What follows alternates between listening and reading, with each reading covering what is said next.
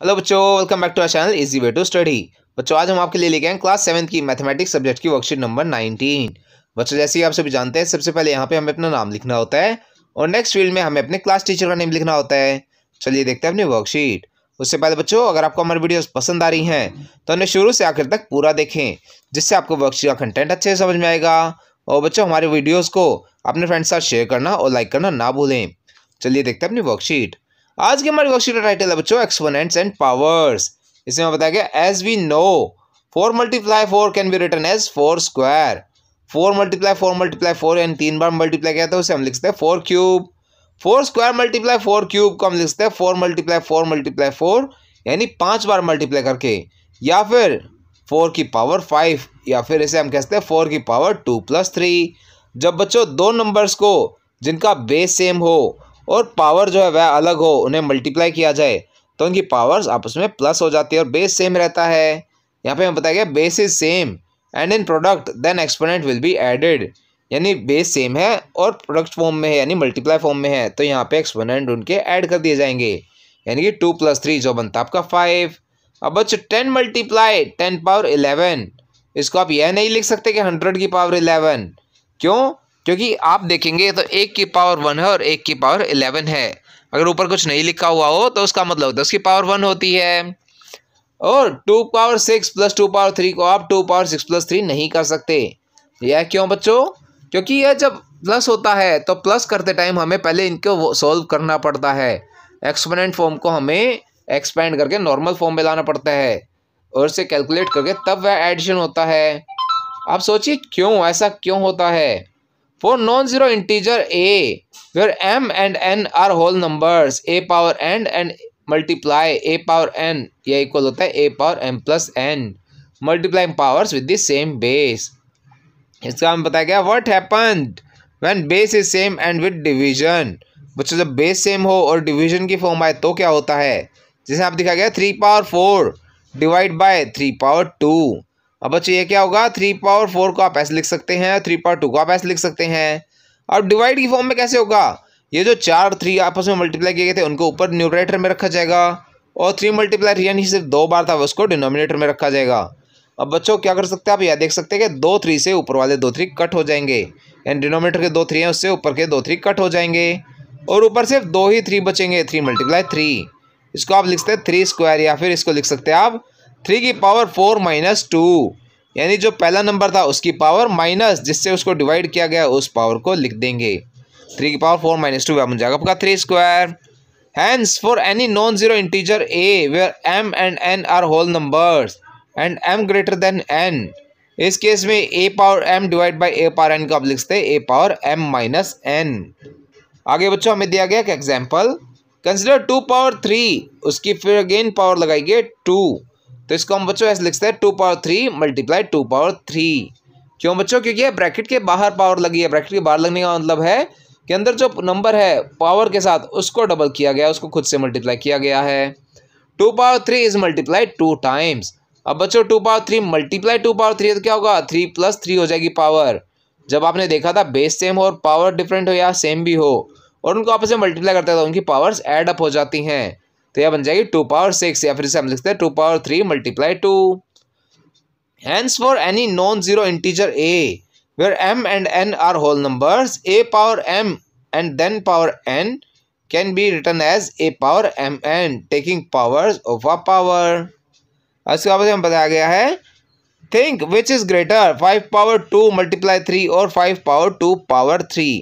बच्चों इसे आप खुद सॉल्व करके देख सकते हैं। इसमें से 5 पावर 2 पावर 3 वह बड़ा होगा। क्यों? क्योंकि इसमें 5 पावर 2 को खुद से ही 3 बार मल्टीप्लाई किया गया है, यानी इसका आंसर बनेगा 5 power 2 multiply 5 power 2 and then again multiply 5 power 2, जो कि ऑब्वियसली 3 से बड़ा होगा।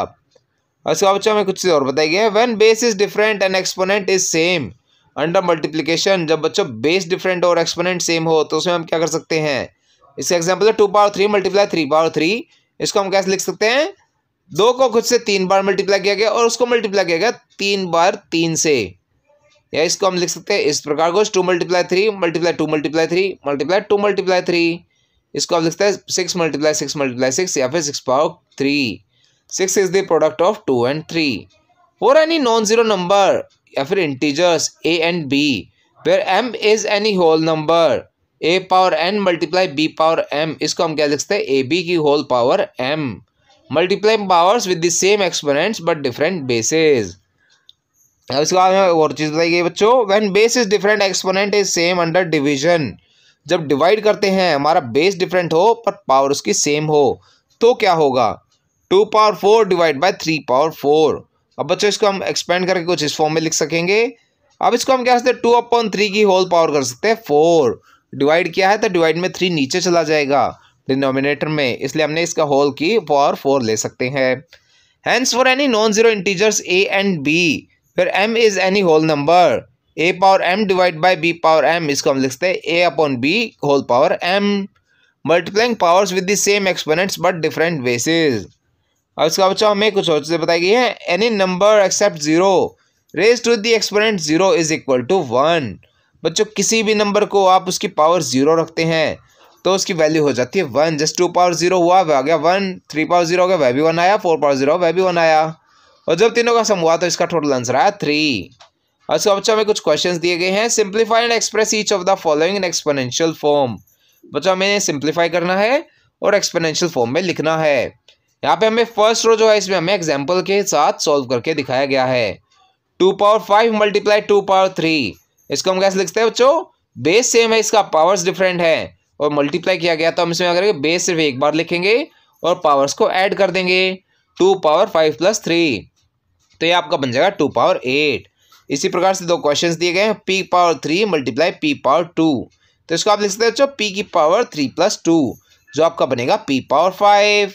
नेक्स्ट है -4 पावर 100 मल्टीप्लाई -4 पावर 20, तो बच्चों इसको आप कैसे लिख सकते हैं -4 पावर 100 प्लस 20 जो आपका बन जाएगा -4 की पावर 120।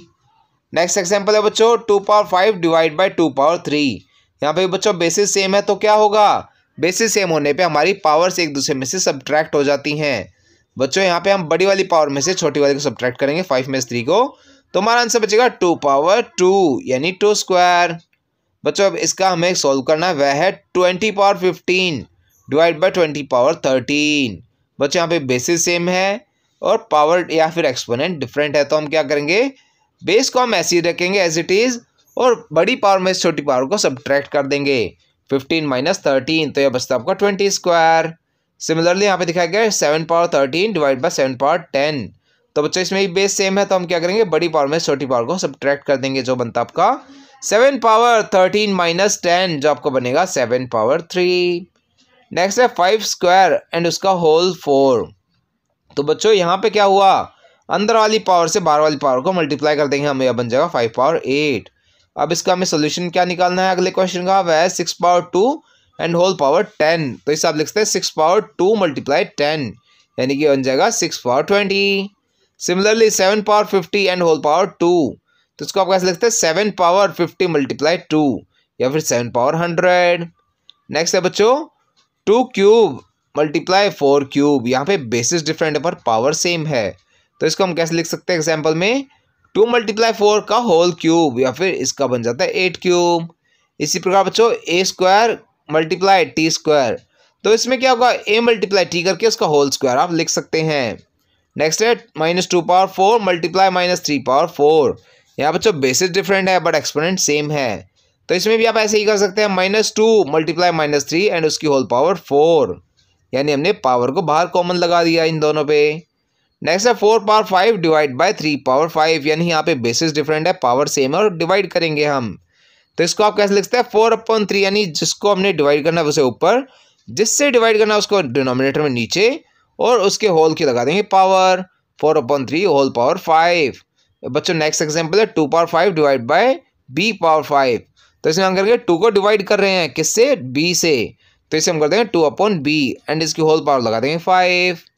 नेक्स्ट है बच्चों 5 पावर 6 डिवाइड बाय -2 पावर 6, अब बच्चों इसको आप कैसे लिख सकते हैं, इसको आप लिख सकते हैं 5/-2 एंड होल पावर 6।